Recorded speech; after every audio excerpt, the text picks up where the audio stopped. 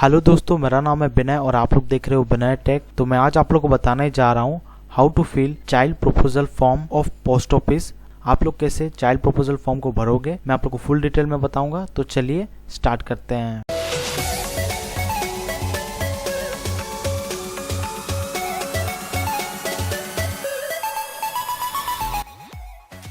और यहाँ पे आप लोग देख सकते हो, ये रहा department of post proposal form for children policy. और ये फॉर्म को आप लोग को भरना है फॉर चिल्ड्रन पॉलिसी। तो वीडियो पूरा लास्ट तक देखिएगा और आप लोग को पता चल जाएगा कैसे आप लोग को ये फॉर्म को भरना है और आप लोग इजिली ये फॉर्म को भर सकते हो।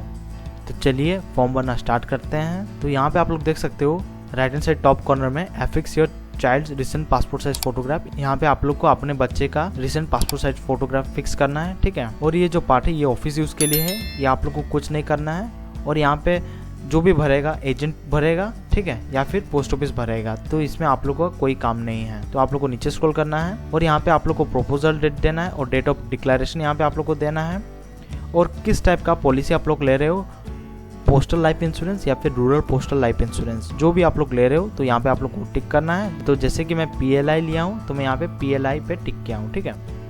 उसी तरह child's detail, name of child, first name, middle name, last name. तो यहाँ पे आप लोग को लिखना है अपने बच्चे का नाम, first name, middle name, last name. मैं एक एग्जांपल के तौर पे ले रहा हूँ, कोई भी नाम। फिर फादर्स नेम लिखना है, फिर मदर्स नेम लिखना है और यहाँ पे जेंडर सिलेक्ट करना है, मेल है या फीमेल है, ठीक है। और फिर यहाँ पे डेट ऑफ बर्थ लिखना है, फिर पेरेंट का पॉलिसी नंबर लिखना है। फिर यहाँ पे आप लोग क्या सर्टिफिकेट दे रहे हो यहाँ पे आप लोग को लिखना है। जैसे एग्जाम्पल के तौर पर मैं बर्थ सर्टिफिकेट टिक कर दिया हूँ। उसी तरह आप matriculation, driving licence, passport, PAN ये सब दे सकते हो। Non standard age proof in case of RPLI policy, अगर आप लोग RPI पॉलिसी लेते हो तो ये सब आप लोग को देना है प्रूफ, ठीक है। जैसे मैं यहाँ पे आधार कार्ड दे रहा हूँ। फिर नेशनलिटी इंडियन। और यहाँ पे आप लोग को कम्युनिकेशन एड्रेस लिखना है। अगर आप लोग विलेज से बिलोंग करते हो तो विलेज का नाम लिखना है। अगर तालुका का है तो यहाँ पे तालुका का नाम लिखना है। फिर सिटी का नाम देना है, फिर डिस्ट्रिक्ट का नाम देना है, फिर स्टेट का नाम देना है, फिर कंट्री का नाम देना है, फिर पिन कोड देना है। और अगर आपका परमानेंट एड्रेस और कम्युनिकेशन एड्रेस दोनों सेम है तो यहाँ पे आप लोग को टिक कर देना है ये बॉक्स पे। और यहाँ पे कॉन्टैक्ट डिटेल देना है। अगर आपके पास फ़ोन नंबर है विथ STD कोड तो यहाँ पे ये भरना है। यहाँ पे सेकंड में है मोबाइल नंबर, तो यहाँ पे मोबाइल नंबर दे देना है। अगर नहीं है तो स्किप कर सकते हो ये वाला पार्ट। फिर ईमेल ID देना है। फिर पेरेंट, एम्प्लॉयमेंट और ऑक्यूपेशन डिटेल जो भी है यहाँ पे आप लोग को देना है। अगर आप लोग कोई ऑर्गेनाइजेशन में काम करते हो तो यहाँ पे ऑर्गेनाइजेशन का नाम लिखना है। अगर नहीं है तो स्किप कर सकते हो। फिर डेजिग्नेशन यहाँ पे देना है, किस डेजिग्नेशन या फिर किस पोजिशन पे काम करते हो। Date of entry of service, किस डेट में आप लोग एंट्री किए थे सर्विस में। डेजिग्नेशन ऑफ इमीडिएट सुपीरियर, जो भी इमीडिएट सुपीरियर है उनका डेजिग्नेशन देना है। फिर पैन नंबर देना है। फिर मंथली इनकम यहाँ पे आप लोग को देना है। और फिर ऑफिस का एड्रेस यहाँ पे देना है और ऑफिस का phone number with STD code देना है। अगर आपका कोई ऑफिशियल ईमेल एड्रेस है तो यहाँ पे देना है आप लोग को। और फिर क्वालिफिकेशन यहाँ पे आप लोग दे सकते हो जो आप लोग क्वालिफिकेशन किए हो। और additional policy held by parents, अगर आप लोग कुछ भी पॉलिसी लिए हो PLI या फिर RPLI पॉलिसी का, देन यहाँ पे आप लोग को पॉलिसी नंबर लिखना है, फिर टाइप लिखना है, फिर सम एश्योर्ड लिखना है, फिर मैच्योरिटी डेट यहाँ पे आप लोग को दे देना है। और उसी तरह आप लोग देख सकते हो बहुत सारा स्पेस है, आप लोग जितना भी पॉलिसी लिए होंगे यहाँ पे आप लोग दे सकते हो, ठीक है। और टोटल सम एश्योर्ड यहाँ पे लिख देना है। और सेकंड पार्ट में आप लोग देख सकते हो particular of life insurance policy of other company already held if any, ठीक है। अगर दूसरा कोई कंपनी का इंश्योरेंस लेके रखे हो तो यहाँ पे policy number, type of insurance, insurer कौन है, फिर सम इंश्योर्ड, फिर मैच्योरिटी डेट यहाँ पे आप लोग को दे देना है। उसी तरह यहाँ पे भी बहुत सारा स्पेस है, आप लोग को यहाँ पे लिख देना है, ठीक है। और टोटल में यहाँ पे आप लोग को सम एश्योर्ड टोटल करके लिख देना है। और फिर कवरेज डिटेल यहाँ पे आप लोग को लिखना है जो भी पॉलिसी ले रहे हो। फिर पॉलिसी टर्म यहाँ पे आप लोग को लिखना है, कितना साल का पॉलिसी टर्म है। फिर सम एश्योर्ड जो है यहाँ पे आप लोग को लिखना है। फिर प्रीमियम डिटेल, जो भी प्रीमियम आप लोग पे करोगे हर महीना उसको यहाँ पे लिखना है। और इनिशियल पेमेंट मोड किस तरह आप लोग करना चाहते हो, cash, cheque, credit card, debit card, salary, तो यहाँ पे आप लोग को देना है। फिर सब्सिक्वेंट पेमेंट मोड जो भी है यहाँ पे आप लोग को लिखना है। प्रीमियम पेमेंट फ्रीक्वेंसी यहाँ पे आप लोग को मंथली टिक करना है। और फिर हेल्थ इन्फॉर्मेशन पूछा गया है, are you and your child in sound health at present, तो यहाँ पे आप लोग को येस पे टिक करना है।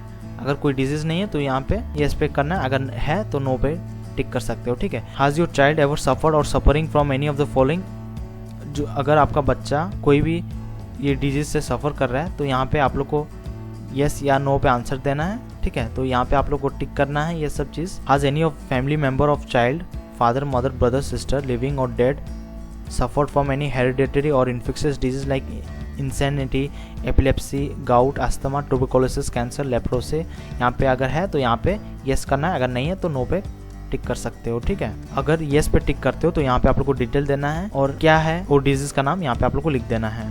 Have child hospitalised during the last 3 year, if so furnish the following information. अगर आपका बच्चा हॉस्पिटलाइज्ड हुआ है लास्ट 3 ईयर में तो यहाँ पे आप लोग को डिटेल भरना है, जो भी डिजीज हुआ है यहाँ पे डिटेल भरना है। फिर नेम ऑफ हॉस्पिटल, किस हॉस्पिटल में भर्ती हुआ था, period of hospitalisation from to, यहाँ पे जिस डेट से भर्ती हुए थे उस डेट को यहाँ पे देना है और फिर किस दिन तक भर्ती हुए तो यहाँ पे वो डेट देना है। Dose the child any physical deformity of congenital by birth defect, अगर कोई बर्थ डिफेक्ट है तो यहाँ पे येस करना है, अगर नहीं है तो नो यहाँ पे लिख सकते हो। और अगर आप लोग येस लिखते हो तो यहाँ पे आप लोग को लिखना है किस टाइप का डिफॉर्मिटी है, कॉन्जेनिटल या फिर नॉन कॉन्जेनिटल। यहाँ पे आप लोग को टिक करना है।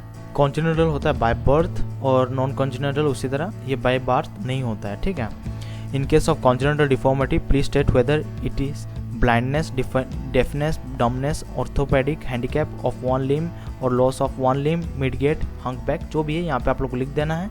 In case of non congenital deformity please state whether it is blindness, deafness, dumbness और orthopaedic handicap of one limb और लॉस ऑफ वन लिम्ब, जो भी है यहाँ पे आप लोग को लिख देना है। In case of congenital and non congenital deformity please state whether it is orthopaedic handicap of both limb, loss of both limb, mentally retarded, having mental age of 14 or above, weakness or deformity, paralysis due to polio or any other deformity of non neurological origin। यहाँ पे आप लोग को लिख देना है। particulars of family doctor if any, कोई भी अगर आपका फैमिली डॉक्टर है तो यहाँ पे लिख देना है। डिक्लेरेशन ऑफ पेरेंट, ठीक है, यहाँ पे आप लोग को यहाँ पे पेरेंट का डिक्लेरेशन देता है। I hereby agree to pay the fee, जो भी फी है यहाँ पे आप लोग को लिख देना है। For individual for the medical examination if our proposal is not accepted, ठीक है, अगर आपका प्रपोजल एक्सेप्ट नहीं हुआ है तो यहाँ पे आप लोग को फी पे करने के लिए बोल रहा है। ठीक है, और फिर इधर आप लोग को पेरेंट का सिग्नेचर करना है, फिर डेटेड यहाँ पे डेट दे देना है, फिर डे देना है, फिर ईयर दे देना है। ठीक है, सर्टिफिकेट ऑफ इमीडिएट सुपीरियर, अगर आप लोग नौकरी करते हो तो ये वाला पार्ट भरना है, अगर आप लोग नौकरी नहीं करते हो तो ये वाला पार्ट आप लोग स्किप कर सकते हो। ठीक है, और ये वाला पार्ट है to be filled by DO और एफओ और एजेंट, यहाँ पे ये वाला एजेंट भरेगा तो यहाँ पे भी आप लोग को कुछ नहीं करना है ये वाला पार्ट में। और मेडिकल एग्जामिनर सर्टिफिकेट, यहाँ पे भी आप लोग को कुछ नहीं करना है, ये मेडिकल जो एग्जामिन करेगा आपका बच्चा का तो यहाँ पे वो सब डिटेल भरेगा। ठीक है, और फिर सिग्नेचर करना है बच्चे का और फिर यहाँ पे मेडिकल एग्जामिनर यहाँ पे नेम, सील, डेट यहाँ पे सब देगा। ठीक है, और ये नोट है फॉर मेडिकल ऑफिसर और confidential report applicable only in case of children policy under RPLI। ठीक है, अगर आप लोग RPI पॉलिसी लेते हो जो कि rural postal life insurance policy अगर आप लोग लेते हो तो ये फॉर्म SDI या फिर ASP से आप लोग को ये सब भरवाना है। ठीक है, और उनको ये सब भरना है और नीचे उनका साइन रहेगा और फिर उनका स्टाम्प रहेगा और सिग्नेचर रहेगा। ठीक है, तो इस तरह आप लोग प्रपोजल फॉर्म को भर सकते हो ऑफ पोस्ट ऑफिस। तो अगर आपके लिए ये वीडियो यूजफुल रहा please to like, share, comment and subscribe to my channel Bina Tech. Thank you.